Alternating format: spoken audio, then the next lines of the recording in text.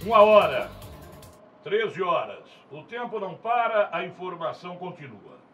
E dando sequência às entrevistas com os postulantes ao Senado Federal, como tínhamos anunciado, por sorteio, veio como terceiro, hoje nesta quarta-feira, o delegado Alessandro Vieira, que tem 43 anos de idade, é policial civil. Obviamente, né, para prestar o concurso ele tem o bacharelado em Direito, o superior completo, o seu grau de instrução. Como disse, 43 anos, ele é afiliado ao Rede Sustentabilidade, que é o partido da Marina. E o número dele é 181, interessante, ele policial 181 é o disco de denúncia. Não sei se ele levar esse 181 para Brasília, o que é que tem? Será que tem denúncia lá? Ou é apenas impressão? Impressão digital, né, delegado? Na delegacia. Tocar piano, 1, 2, 3. Boa tarde, Alessandro. Boa tarde aos ouvintes aqui de Itabaiana e região. Prazer estar aqui com vocês. A gente vê aqui que você é gaúcho de Passo Fundo, mas você me disse que chegou a Sergipe com 9 anos de idade. Isso, me criei aqui em Sergipe, com meus pais em busca de uma situação melhor de trabalho para eles. Fui aluno do Colégio Arquidiocesano, depois de Visão, me formei na Universidade Tiradentes e logo em seguida fui aprovado no concurso para delegado. Quantos anos delegado? Delegado há 17 anos aqui em Sergipe. Sabe, né? Onde o vento faz a curva. Eu costumo colocar como primeira pergunta para todos os postulantes, todos os candidatos, por que o senhor quer ser senador? Eu coloquei meu nome à disposição, eu nunca tive nenhum tipo de militância política, nunca fui militante estudantil, nunca fui filiado a partido, sempre toquei minha vida dentro do trabalho técnico, concursado, sem nenhum tipo de envolvimento com política. Mas eu percebi uma necessidade urgente no Brasil e em Sergipe mais ainda de renovação. Essa turma que está aí já deu o que tinha que dar, ou melhor dizendo, já tomou o que tinha para tomar, porque a cidade, o estado, cada vez um caos pior, e as mesmas figuras se revezando no poder, fingindo que brigam a cada 2 anos, eles remontam o tabuleiro, mas continuam todos no poder. Os CCs nem mexem, continuam os mesmos, girando de governo em governo. Então você tem que trocar. E a primeira etapa é você colocar o nome disponível na urna de gente honesta, que tenha coragem para enfrentar. Eu já mostrei que tenho coragem para enfrentar essa turma, e vamos fazer isso agora com o apoio da população. A polícia brasileira, o senhor vem, obviamente, né, de uma família grande, como nós conversávamos aqui fora do ar, que em todo lugar tem e não acaba nunca, que quando lhe é dada a oportunidade de trabalhar e há interesse, ela chega, é uma questão de tempo. Sergipe viveu recentemente alguns episódios onde a cúpula da Secretaria de Segurança Pública foi removida e uma investigação em que os competentes policiais sergipanos, que não são dotados de um aparato tecnológico, científico à disposição, como tem, por exemplo, no paralelo comparativo à Polícia Federal, foram a Salvador e conseguiram fazer uma investigação que se chegou a um celular cujo empresário do lixo teria jogado no lixo, e os policiais, né, foram e trouxeram, e gravações foram feitas. E eu tive uma entrevista aqui com um radialista itabaianense, deputado estadual Gilmar Carvalho, ele me disse que a procuradora Eunice Dantas tem essas gravações. O senhor, obviamente, eu não quero buscar aqui como um indivíduo que causa intempérie na sua categoria, o senhor tampouco é calguete, mas o senhor é policial, tem um tirocínio investigativo aguçado e não é o indivíduo, como disse aí, que vive atrás de CCs, é concursado e exerce sua função ganhando honestamente. Que parangolé aconteceu no estado de Sergipe com aquela mudança abrupta da cúpula da Secretaria de Segurança Pública, delegado Alessandro? Bom, naquele período eu, como delegado-geral da Polícia Civil, tinha reestruturado o Departamento de Crimes contra a Ordem Tributária e Administração Pública, DELTAP, e com base nesse trabalho, nesse reforço de inteligência de pessoal, nós conseguimos várias investigações que incomodaram os políticos sergipanos. A gente teve investigações que pegaram deputados estaduais, hoje nós temos 2 deputados estaduais em exercício de mandato condenados cada um a 12 anos de cadeia, Augusto Bezerra e Paulinho. Nós tivemos vários vereadores indiciados, denunciados, empresários, funcionários públicos, e isso tudo foi incomodando progressivamente o governo comandado por Jackson Barreto e Belivaldo. As reclamações que ele fazia eram constantes, e no momento em que a gente chegou na questão do lixo, com as investigações que resultaram em pelo menos 3 processos criminais, indiciamentos, e na prisão do proprietário da empresa Torre que foi trazida para Sergipe por Jackson Barreto há 24 anos atrás, quando foi prefeito. ele aí sim tomou a decisão de fazer a exoneração. Então não houve uma conversa, uma justificativa, uma explicação não. O Jackson Barreto me exonerou e o restante da equipe pediu para sair porque entendeu que a ingerência política não tinha cabimento naquele lugar, porque era um trabalho técnico que ele estava fazendo. Ele não estava escolhendo o alvo. Bandido não tem cor, não tem cara, é bandido. E em Sergipe, infelizmente, tem essa turma da antiga que acha que só pode investigar preto e pobre. Aí a polícia pode jogar dura, a polícia pode botar a cara na TV, o cara vai aparecer num programa de rádio, mas quando é um milionário, não. Tanto é que nós não conseguimos levar o proprietário da torre para o presídio. Ele ficou preso na delegacia por alguns dias, depois foi internado no hospital. No hospital ele foi submetido, graças a Deus, a um homem de saúde impecável, porque ele foi submetido por uma semana inteira a todo tipo de exame que você possa imaginar, e mesmo com a alta ele não foi liberado para o hospital para ir para a cadeia, até porque ele tinha avisado que se fosse para a cadeia entregava tudo. Então a gente tem esse trabalho interrompido, a equipe foi toda trocada, as pessoas que começaram agora a tocar a Deltap, comandadas pela delegada Thaís, são pessoas honestas, são pessoas capacitadas, mas é como um time de futebol. Você tira os especialistas que estão trabalhando, gente conhecida como Daniele. Daniele Garcia é uma referência nacional em combate à corrupção. Ela dá cursos há 7 anos pelo Brasil afora. Hoje ela é delegada da Barra dos Coqueiros. Então a turma que chegou, veio, por exemplo, do Departamento de Grupos Vulneráveis, atendia a violência contra a mulher, até pegar o ritmo e a técnica específica de combater corrupção e lavagem demora. E essa demora, infelizmente, beneficia bandido safado. É objetivo, né? Conciso e direto, né? Categoricamente, no que coloca aqui o delegado, dessa camuflagem, desse disfarce que foi feito, mas que ficou parecendo o avestruz, né? Que coloca a cabeça no buraco e o corpanzil ficou de fora. Ontem eu entrevistei aqui, meu caro Alessandro Vieira, o Cadu Silva.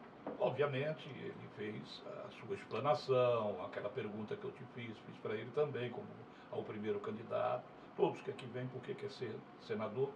E ele me disse o seguinte, que busca o voto para ele, mas que também pede votos para o delegado Alessandro. Eu até perguntei para ele, tua candidatura é híbrida? Ele disse, não, é uma questão de dignidade. Ele teceu elogios justificando, não é, argumentando, né, porque estava... Ele é um jovem de 35 anos, um empresário, você tem um pouco mais de idade que ele, mas isso não é fácil de você encontrar na seara política, né? A gente tem tido a felicidade de receber apoio de pessoas de vários partidos. Então, o Cadu, que é candidato a Senado pelo PSL, manifestou. O Milton Andrade, que é candidato a governo pelo PMN. A vereadora de Aracaju, Emília Correia, que é candidata a deputada federal pelo Patriotas, o doutor Evaldo Campos. Todos eles são de partidos diferentes dos meus, eles sabem que eu não posso pedir voto para eles, embora faça questão de referendar que são pessoas honestas, dignas e merecedoras do reconhecimento cidadão. E estão envolvidos, estão abraçando a ideia de uma candidatura que tem condição de enfrentar os poderosos. Não é fácil você partir para uma candidatura como essa que eu estou fazendo, sem recursos, o partido não tem um centavo, nem eu quero. Nós estamos trabalhando só com doações de amigos, de pessoas que estão acreditando na campanha. A campanha é feita quase toda ela com voluntários.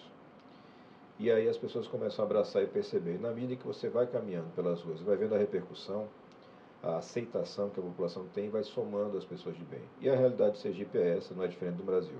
As pessoas de bem precisam se unir para mudar esse cenário que está aí. Nós vivemos num país e num estado que é majoritariamente ocupado por gente de bem, trabalhadora, e que se permite ser governada por marginais. Se permite ser governada por quadrilhas políticas que estão enraizadas há décadas. Desde o final da ditadura militar é a mesma turma, eles só fazem girar um pouquinho a roda e continuar no poder o tempo inteiro. Tem que mudar. E essa mudança tem que ser agora, porque o Brasil chegou no limite. Falta segurança, falta saúde, falta educação, o desemprego aumentando e Sergipe sempre nos piores indicadores do Brasil. E para mudar tem que tirar a turma antiga e colocar gente nova, com capacidade e coragem, e eu estou me colocando à disposição. Você falou aí realmente é uma campanha franciscana. O fundo partidário não bafejou a rede sergipana, não? A rede não recebeu nenhum centavo em Sergipe, mas de toda forma já tinha anunciado que não queria dinheiro, não aceita dinheiro de fundo partidário. Fundo partidário é basicamente o seguinte: tiram dinheiro do seu bolso, desviam da saúde, educação, segurança, para tentar eleger gente que você não queria que fosse eleito. Então tem deputado sergipano recebendo R$ 1,5 milhão para fazer campanha de eleição.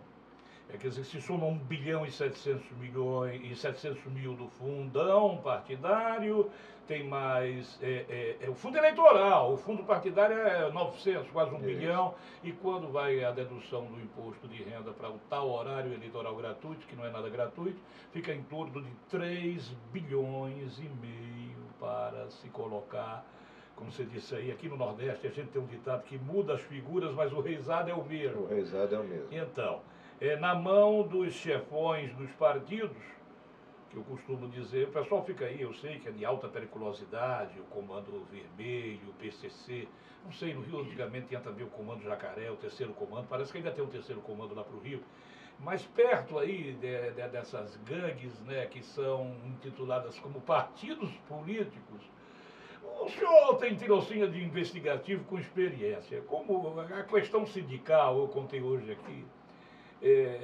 inclusive citei o meu sindicato dos radialistas, até brinquei com o Fernando Cabral, porque sindicato é uma mola só para sindicalista, ele até uma cara que se mexe. Mas no sindicato, se desaparecer 100 reais, o senhor já investigou muitos crimes. Sim. É sua área, é sua praia. Num sindicato, se desaparecer 100 reais, sem ser combinado, é uma briga que fede a chapéu velho. Como é que se desvia mais de 50 bilhões da Petrobras com sindicalistas governando e chegando ao poder através dos sindicatos e controlando aquilo tudo? Não viu nada? Não, não tem condição. É uma quadrilha só que se perpetua no Brasil. Então eles exploraram ao limite os cofres públicos, desviaram os Correios. A Petrobras todo mundo acompanha por conta da Lava Jato, mas os Correios foram destruídos de uma forma tal que hoje nem para comprar, para vender, presta o Correios. E era uma empresa tradicionalíssima no Brasil inteiro, serviços prestados sempre com excelência. É uma prática política. Então eu tive um curso, uma palestra com o ministro Barroso, do Supremo Tribunal Federal, e ele fazia uma explicação daquilo que ele percebe com base nas investigações do Mensalão e do Lava Jato.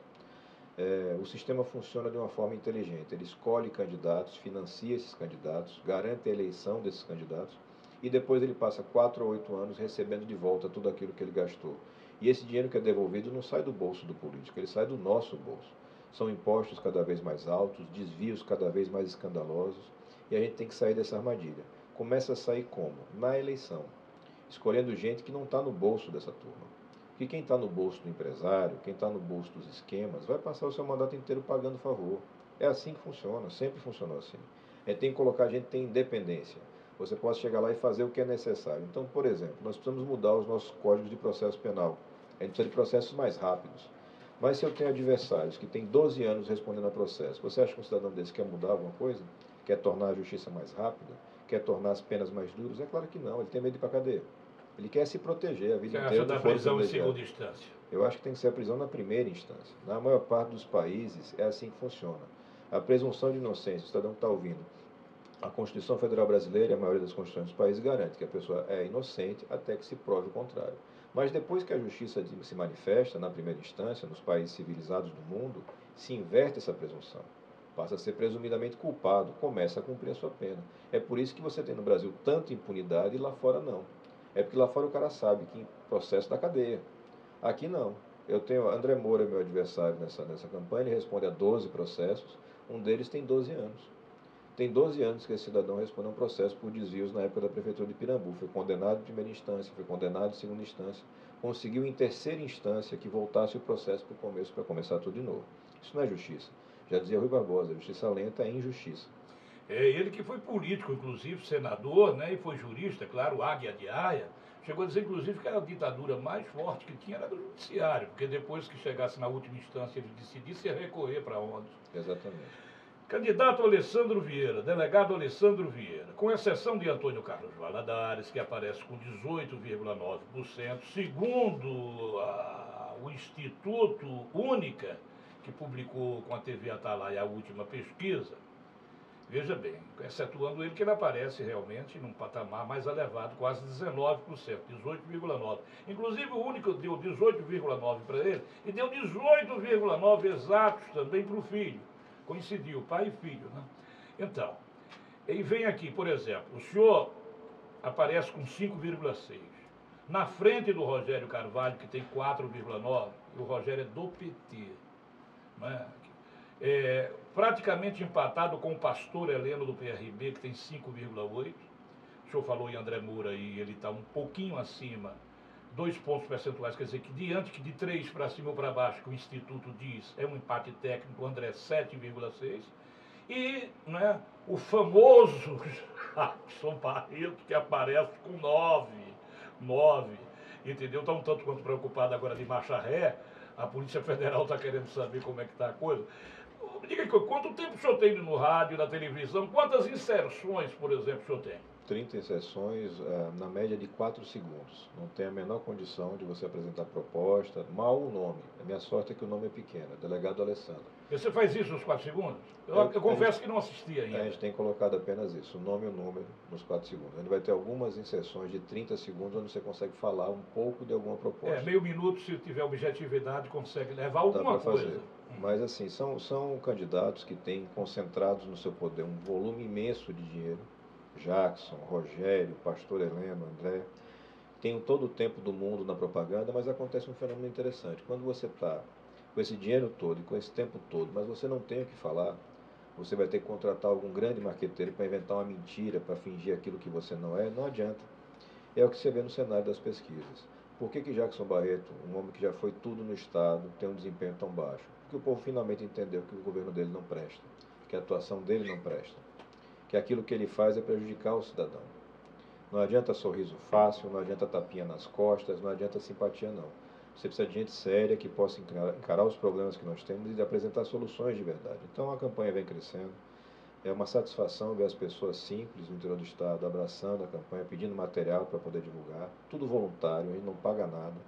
Tem que ver candidatos como esses daí pagando R$ 1.500 para a gente segurar a bandeira e entregar panfleto em Aracaju. Aqui caminhando por Itabaiana, a gente vê dezenas de pessoas com a bandeirinha na mão, recebendo salário, recebendo verba para isso. No nosso caso não, é só voluntário, vestindo a camisa e se empolgando com a possibilidade de mudar. E com fé em Deus vamos mudar Sergipe. Bom, abri aqui um parêntese, nós estamos entrevistando o delegado, chamando a atenção da Polícia de Sergipe, Polícia da Fronteira Noroeste aí, né? Porque em Paulo Afonso o bicho pegou. Estou recebendo aqui do meu amigo Diego, o homem lá do Mr. Shake, uma tentativa de assalto a banco. E como essa rota aqui para Sergipe, né, a fronteira centro-oeste aqui compreendendo a área de Carira, né, tentativa de assalto lá.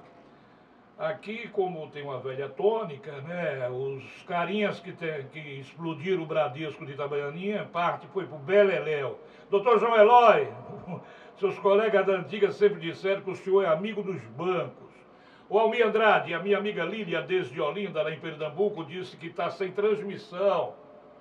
Entendeu? Como é que está aí, Gordinho? Ontem não estava, hoje não estava no aplicativo. Ela está acompanhando a plataforma iOS ou Android lá.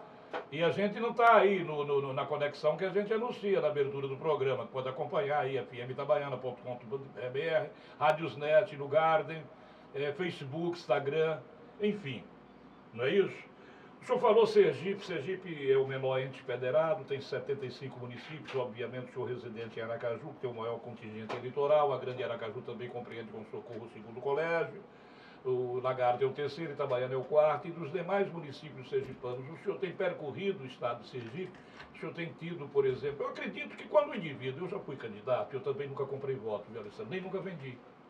Eu fui eleito aqui em Itabaiana por 5 vezes, mas deixaram que eu assumisse 4. Criaram um pequeno problema. Eu nunca comprei voto, sempre foi. O rádio ajuda muito, claro. Sim. E desde como você saiba usá-lo, né? Porque é um instrumento de amplitude social para adiantar o lado. Essa é a minha filosofia de trabalho, eu utilizo esse termo. Adiantando o lado. Quer atrasar, vai para outro lugar, não é aqui. E eu nunca comprei voto e nunca vendi. Tem aquela história, você apoia quem? Vai, não, nunca, vereador, sempre procura os deputados, nunca vendi voto.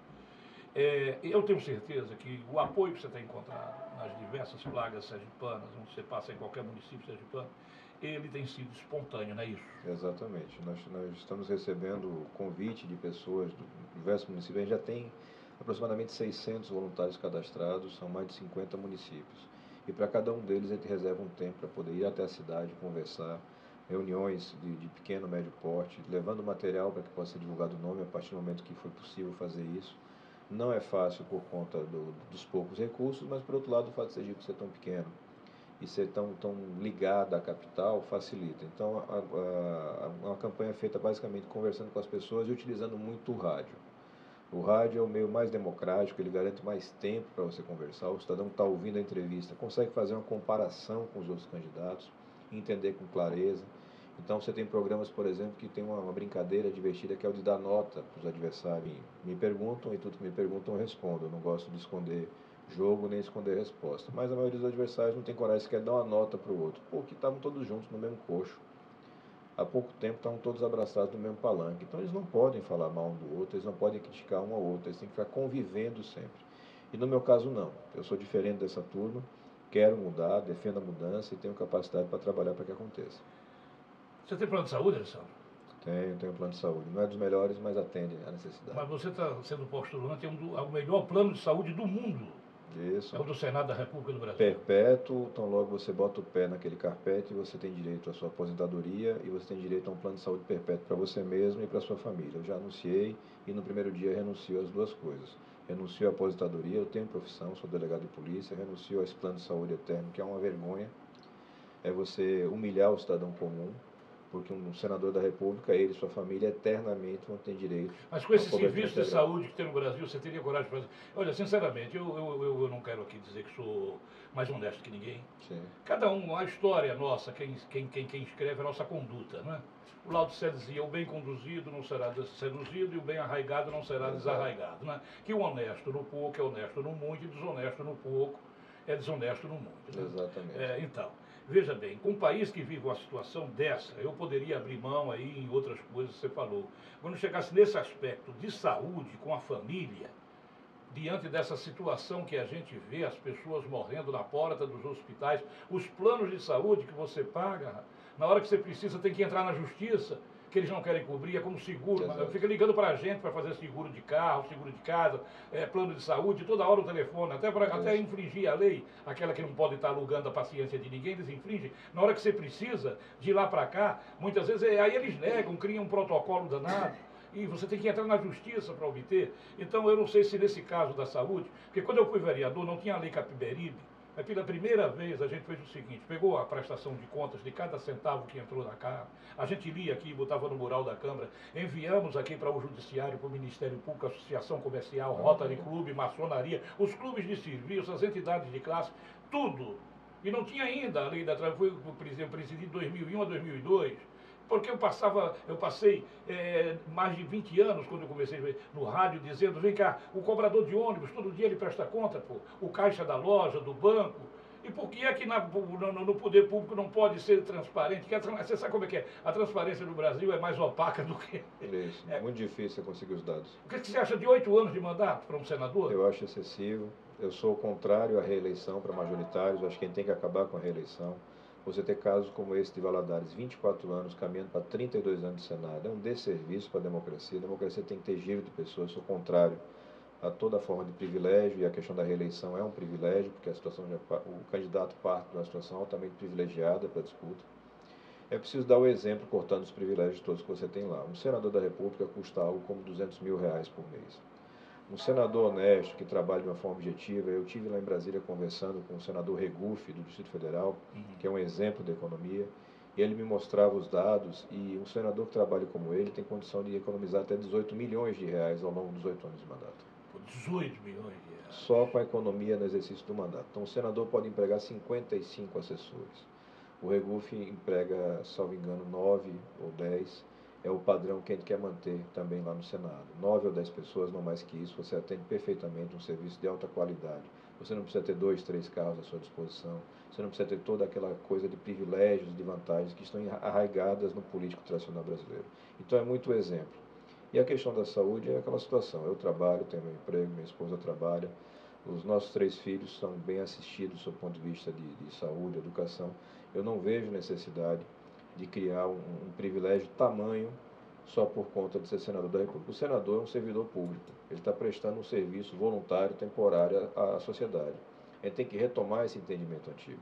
Quando você lembra de um nome como o do Rui Barbosa, por exemplo, você lembra disso, um cidadão que se dispõe a prestar um serviço para a sociedade, e não um cidadão que vai lá para se servir, para poder fazer negociatas, para poder botar a família inteira no poder. como a gente tem aqui, capitanias hereditárias de poder em Sergipe, grandes famílias que se sustentam ao longo de décadas do poder público estadual e federal. Tem que cortar isso, vamos cortar nas urnas. E se pondera de forma que fala o que pensa, e se tiver a chance, você vai ter que fazer a parte mais difícil, que é fazer o que fala. Sim. Eu vi uma homenagem uma vez, uma homenagem póstuma prestada a Mário Covas no Senado. Aquele Bernardo Cabral, que foi ministro da Justiça, foi senador pelo Amazonas, ele disse que o Covas tinha uma qualidade que era rara em meio à política brasileira.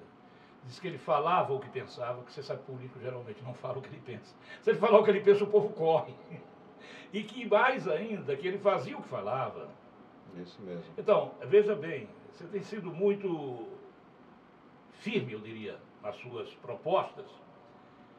E quem vai, eu não posso, em hipótese nenhuma, dizer, né, quem vai dizer é a população, quem vai ocupar as cadeiras do Senado. Você sabe os obstáculos que tem pela frente. E o que a gente percebe, pelo menos assim na minha limitadíssima condição de cabeludo do rádio, já entrevistei muitos políticos, você tem demonstrado uma firmeza em termos de o objetivo a ser alcançado. Claro que tudo na vida você o abraça ou você fica tergiversando e não vai a canto nenhum.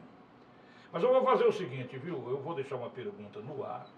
Nós vamos a um rápido faturamento comercial para depois voltarmos à conclusão da entrevista. A pergunta que eu vou deixar no ar é a seguinte: com o corporativismo que existe numa casa onde 81 integram a Câmara Alta, e que a maioria das figuras que lá se encontram foram figuras que governaram seus estados. Eles têm um emaranhado de influência em torno do poder. Você não teria medo, talvez a palavra não seja essa, mas eu vou colocar medo mesmo, entre aspas, de ficar como um peixe fora d'água lá dentro, não, naquele aquário senatorial? Daqui a pouco a gente volta com Alessandro Vieira. Francis de Andrade.